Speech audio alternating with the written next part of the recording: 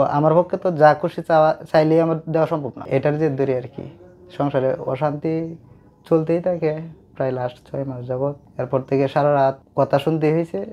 সে একটা চাকরি করতো, ওই অনেকদিন দেখা গেছে যে চাকরি বাদ অ্যাবসেন্ট করে হলেও সারা রাত আমার কথা শোনা গেছে। দিনের বেলা আমি যাই কাজের জায়গায় ঘুমাইছি, কাজ করি নাই। সারা রাত ঝগড়া করছে? সারা রাত ঝগড়া করছে, ঝগড়া না, একতরফা। সে বলছে, আমি শুধু এক পাশে শুনছি। তাহলে তার মায়ের যে ছাওয়া দেওয়া। তার মারে তো আপনি বিয়ে করেন নাই। কি নাম আপনার? আমার নাম নাইম মণ্ডল। নাম আপনার কাছ থেকে আপনার ওয়াইফকে নিয়ে গেছে? তার আম্মু, আন্টি এবং আঙ্কেল। কতদিনের সম্পর্ক ছিল আপনাদের? আমাদের সম্পর্ক চলে 1.5 বছর, তারপর বিয়ে করি। কত সালে বিয়ে করি? 2018 সালে 15 এপ্রিল। 18 সালে বিয়ে করেন? জি। এটা 25, মানে প্রায় 8 বছর, 7-8 বছরের সংসার। জি। নিয়ে গেল কেন? নিয়ে যাওয়ার কারণ হচ্ছে যে আমার দৈহিক গঠন তো দেখতে আছেন, কি অসুবিধা? ততটাও সুন্দর না আমি, এতটা গ্রহণযোগ্যতা নাই। সবচাইতে প্রাইম রিজন হচ্ছে যে টাকা পয়সা। বিয়ে করার সময় এগুলো তো সেমই ছিল, কোনোটাই তো বদল ছিল না। সেমই ছিল, আগেও কোনো পরিবর্তন নাই, এখনো কোনো পরিবর্তন তাইলে নেই। তখন বিয়ে হইল, এখন তাইলে নিয়ে যাবে কেন? তখন তো তাদের ইচ্ছার বিরুদ্ধে গিয়ে বিয়ে করছি। কিন্তু একই তো বউ। জি। তাহলে বউ তখন সংসার করলে ইচ্ছার বিরুদ্ধে, এখন মা বাবার কথা এত জরুরি মনে হলো কেন? ওই 7-8 বছর বা 8.5 বছর ধরে তার ফ্যামিলির গুরুত্বটা একটু বেশি ছিল। যদিও সে আমার কাছে থাকতে চাইছিল, আবার ফ্যামিলির গুরুত্বটাও বেশি ছিল। বাচ্চা হয়েছে আপনাদের? একজন বাচ্চা হয়েছিল 2019 সালের জুনের 5 তারিখ, ঈদের দিন রাতে। সে 8 মাস 2 দিন বয়সে মারা গেছে 8 ফেব্রুয়ারি 2020-এ। ভাই, প্রেমের বিয়ে আপনাদের? জি। এত প্রেম নিয়ে বিয়ে করলেন, তাইলে এখন এসে টাকা পয়সা এত বড় হইতেছে কেন? টাকা পয়সার সমস্যাটা শুধু তাদের পরিবারের জন্য। আমরা দুজন এখনো চাইছিলাম যে একসাথে থাকার জন্য। আপনি কি করেন, কি পেশে আছেন? আমি বর্তমানে সেলাই কাজ করি। সেলাই কাজ করেন, তারপরে তো ভালো টাকা ইনকাম করেন মাসে। ভালো টাকা ইনকাম করতাম লাস্ট কুরবানি ঈদের আগ পর্যন্ত। এরপরে এখনো কাজ আছে, ভালো টাকা আয় করা যায়, কিন্তু মানসিকভাবে আমি। মধ্যবিত্ত একটা মানুষ তো চলে যায় এই টাকাতে তো অসুবিধা হওয়ার কথা না। এখানে যে টাকা ইনকাম হয় আর আমার যে খরচ, বেশ আয়ও করা যায় চাইলে। রাইট। তাইলে অসুবিধা কি হলো? বউ কি নিয়ে অসন্তুষ্ট? বউ অসন্তুষ্ট, ফ্যামিলির বিভিন্ন ছাওয়া দেওয়া তার ভিতরে আরো খুব সৃষ্টি করে। বিশেষ করে তার আম্মু বিভিন্ন কথাবার্তা বলে, এটা ওটা ওটা। তো আমার পক্ষে তো যা খুশি চাইলেই আমার দেওয়া সম্ভব না, এটার জেদ ধরে আর কি সংসারে অশান্তি চলতেই থাকে প্রায় লাস্ট 6 মাস যাবৎ বা 7 মাস যাবৎ। এরপর থেকে সারা রাত কথা শুনতে হয়েছে।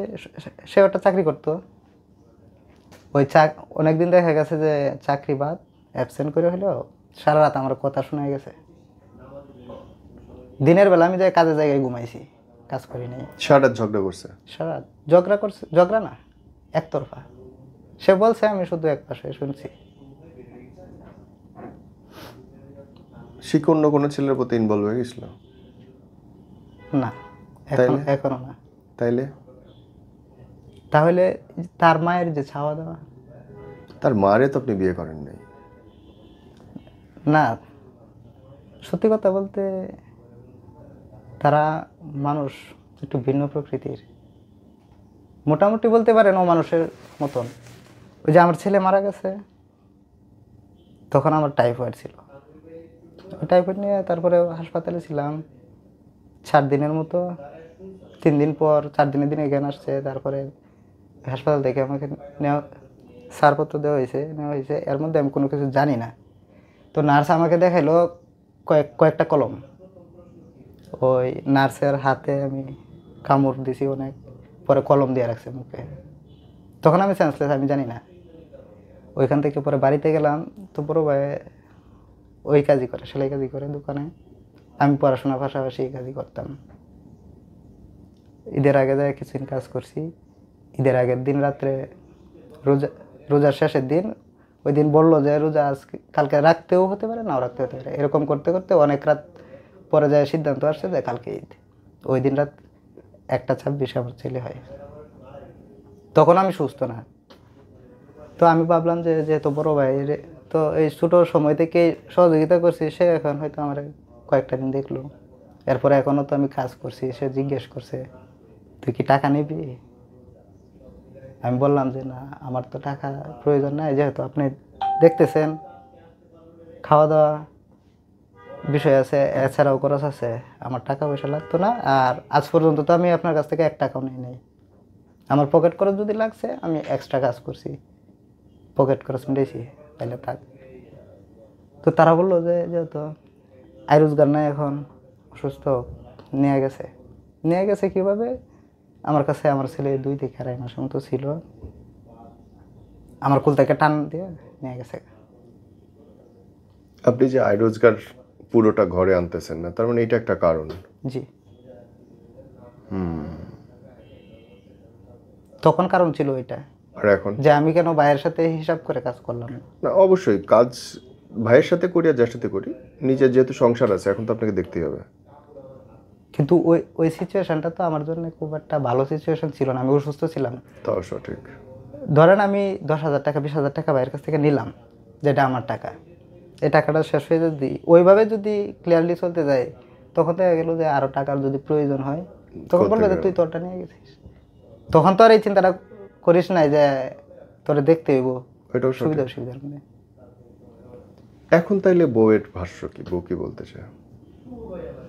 এখনো ওই আগের মতোই, এখনো প্রতিদিন সিদ্ধান্ত চেঞ্জ করে। একবার বলে আসার জন্যে, একবার বলে আসবে না, একবার বলে আমি যাই নিয়ে আসতে। তো জোরপূর্বক বউ তো কিছু করে না, কোনো কাজ করে না। চাকরি করতো একটা ভাঙাচোরা, মানে ইচ্ছা স্বাধীন কাজ করতো আর কি। লাস্ট 5 বছরে সম্ভবত 5 বার চাকরি গেছে অ্যাবসেন্টের জন্য।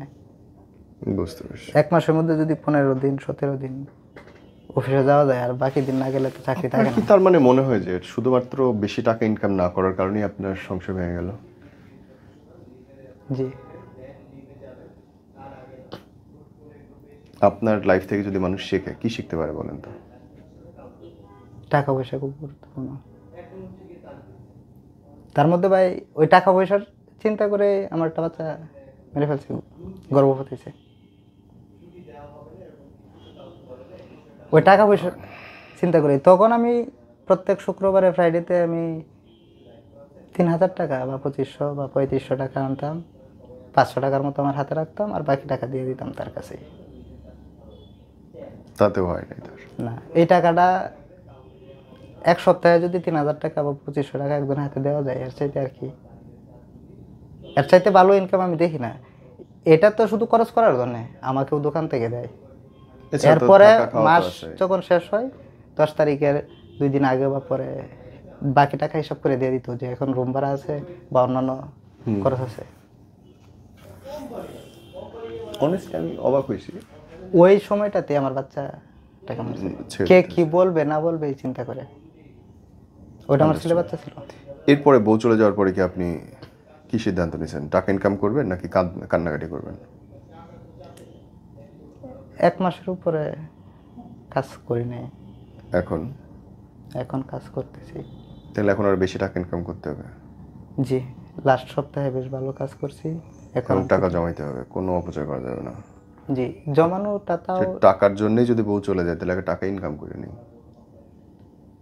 জি, তাই না? টাকাটাই খুব গুরুত্বপূর্ণ। আচ্ছা, ঠিক আছে ভাই, ভালো থাকেন, আল্লাহ আপনার ভালো করুক। আপনি অনেক মুখ চোরা, কিছুই বললেন না, কিন্তু ভেতরের কষ্টটুকু আমি বুঝছি।